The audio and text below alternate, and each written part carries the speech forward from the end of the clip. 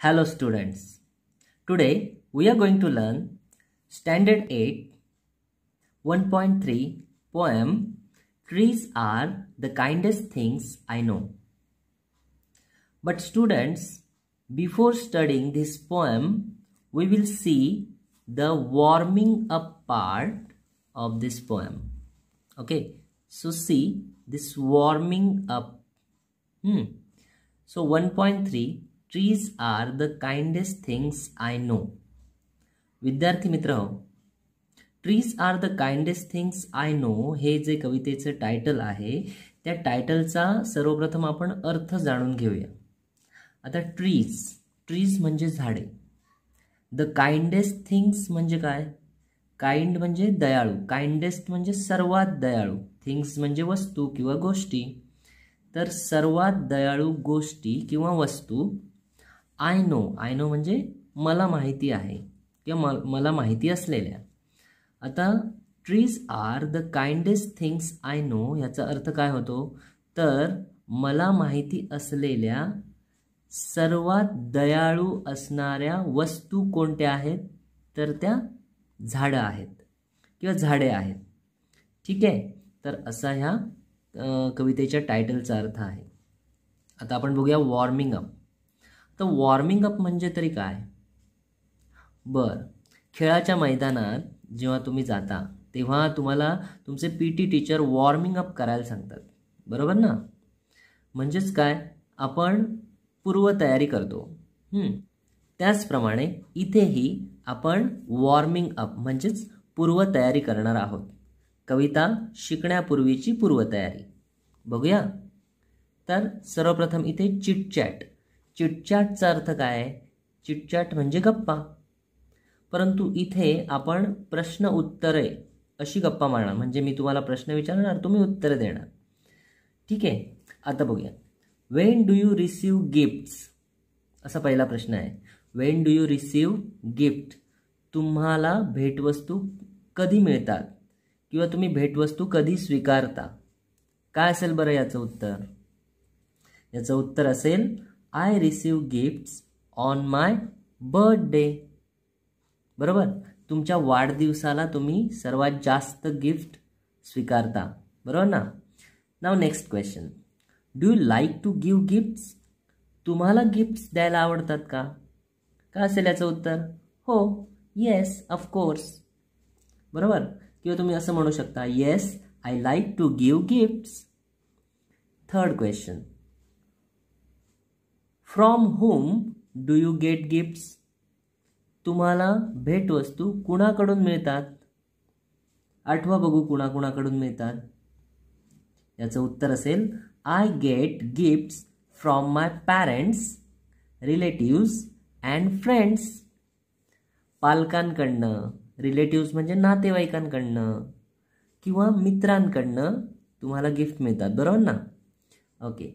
What is the best gift that you have ever received, असं कोणतं gift आहे की आतापर्यंतचं सर्वात चांगलं असं गिफ्ट तुम्ही स्वीकारलेलं आहे?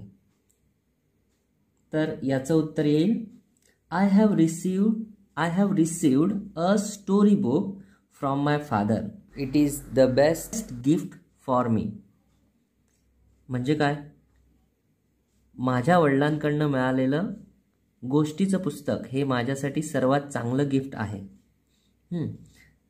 Y is it special for you, ते तुमच्यासाठी स्पेशल का आहे, विशेष का आहे? तर त्याचं उत्तर काय असेल? It is very special for me because I love to read stories and this is the first story book that I received as a gift. Okay, now see the next question. What gifts do trees give to mankind? मनुष्याला झाडे कोणकोणत्या भेटवस्तू देतात? सांगा बघू, काय येईल याचं उत्तर? याचं उत्तर येईल trees give us oxygen, food, shelter, healthy atmosphere. तुम्हाला माहिती आहे ऑक्सिजन हा वायू, झाडांकडनं आपल्याला मिळतो. फूड म्हणजे खाद्यपदार्थ किंवा अन्न. शेल्टर म्हणजे निवारा. त्याचप्रमाणे हेल्दी ॲटमॉस्फिअर म्हणजे आरोग्यदायी वातावरण आपल्याला झाडांपासूनच मिळतं. Trees play important role for mankind, आणि मनुष्यासाठी झाडं सर्वात महत्त्वाची भूमिका बजावतात. ओके, त्यानंतरचा प्रश्न बघूया. 2A, name 2 parts of a tree that begin with. आता झाडाचे 2 भाग किंवा झाडाच्या 2 भागांची तुम्हाला नावं लिहायची आहेत की ज्या भागाची सुरुवात किंवा त्याचं जे पहिलं अक्षर आहे ते बी आहे, म्हणजेच बी वरनं सुरू होणारा झाडाचा कोणताही पार्ट लिहायचा आहे, भाग लिहायचा आहे. बी फॉर, आठवा बघू, सांगा. बी फॉर ब्रांच म्हणजे फांदी. आणि बी फॉर बार्क म्हणजे साल. आता एफ वरनं 2 शब्द लिहायचे आहेत, झाडाचे पार्ट लिहायचे आहेत.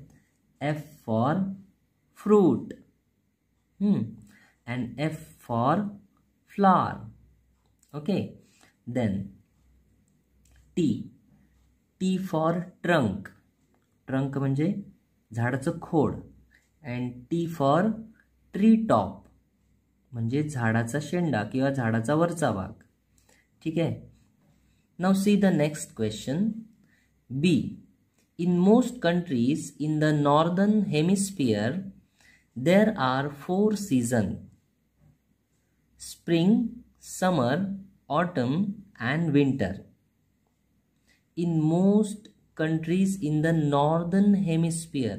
Northern hemisphere, नॉर्थ म्हणजे उत्तर. नॉर्दर्न म्हणजे उत्तरेकडील किंवा उत्तर. हेमिस्फियर म्हणजे गोलार्ध.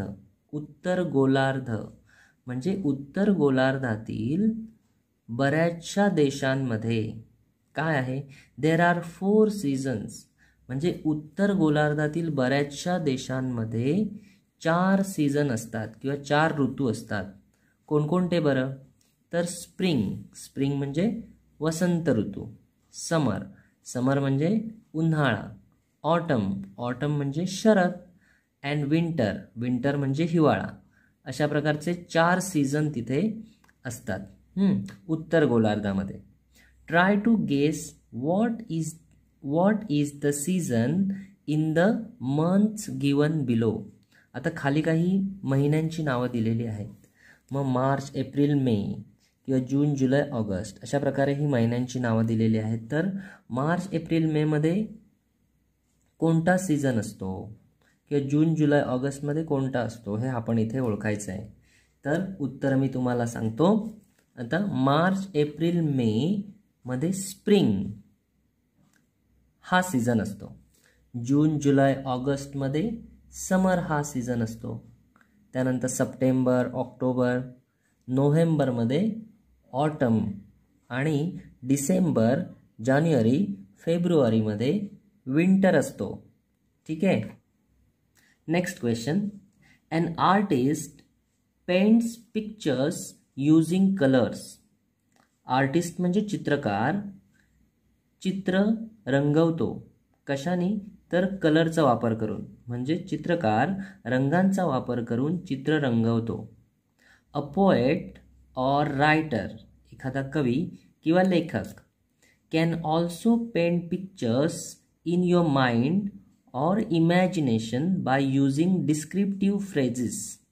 आता descriptive phrases म्हणजे काय, descriptive phrases म्हणजे वर्णनात्मक शब्दगट. आता a poet or writer can also paint pictures.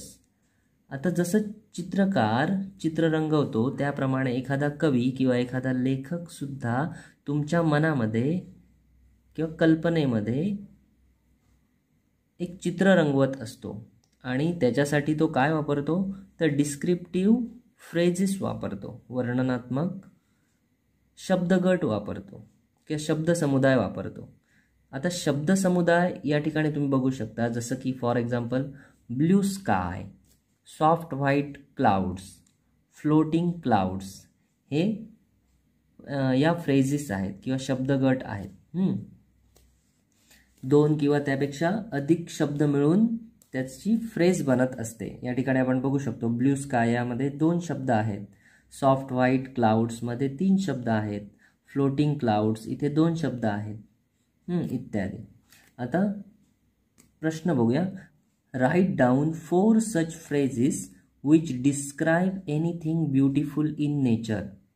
म्हणजे काय, निसर्गामध्ये जे काही सुंदर आहे अशाचं वर्णन करणाऱ्या फ्रेजेस तुम्हाला लिहायचे आहेत.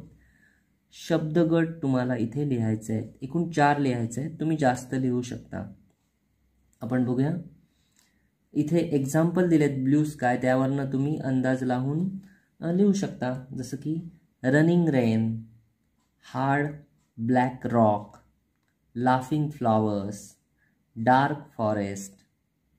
ठीक आहे, अशा प्रकारे आपण वॉर्मिंग अप हा जो भाग आहे तो बघितलेला आहे. यानंतरच्या व्हिडिओमध्ये आपण trees are the kindest things I know ही कविता अभ्यासणार आहोत.